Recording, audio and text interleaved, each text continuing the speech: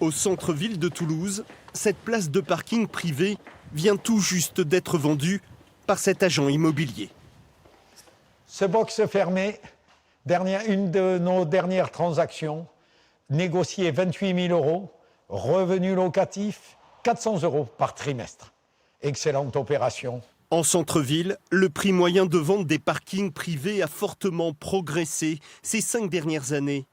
Plus 26% selon la Chambre régionale des notaires.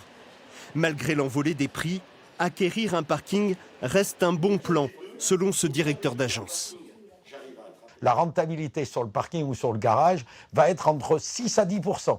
Dans l'immobilier traditionnel, quand vous êtes entre 3 à 5 maximum, vous êtes déjà content. Donc c'est quasiment le double de rentabilité avec une prise de risque au minimum parce que le préavis va être de moins de 30 jours, les travaux d'entretien sont quasiment nuls et les charges de copropriété, vu que c'est au millième de copropriété, elles sont au minimum. Donc un investissement qui est très rentable sans prise de risque.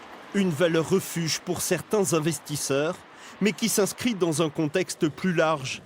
Si 800 places de stationnement ont été créées dans la ville rose ces 7 dernières années, 450 places dans l'hypercentre ont été transformées pour accueillir le stationnement des vélos, des motos, des livraisons, des véhicules pour handicapés et laisser place à de la végétalisation.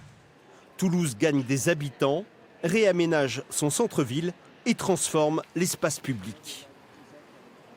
On accueille de plus en plus de personnes, 14 000 nouveaux habitants sur l'aire métropolitaine, ce qui va de pair avec à peu près 700 véhicules de plus en circulation dans les rues de Toulouse par mois.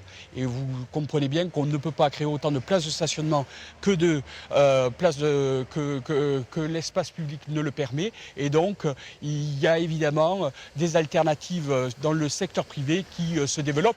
À Toulouse, le parking privé est devenu un bien immobilier à part entière.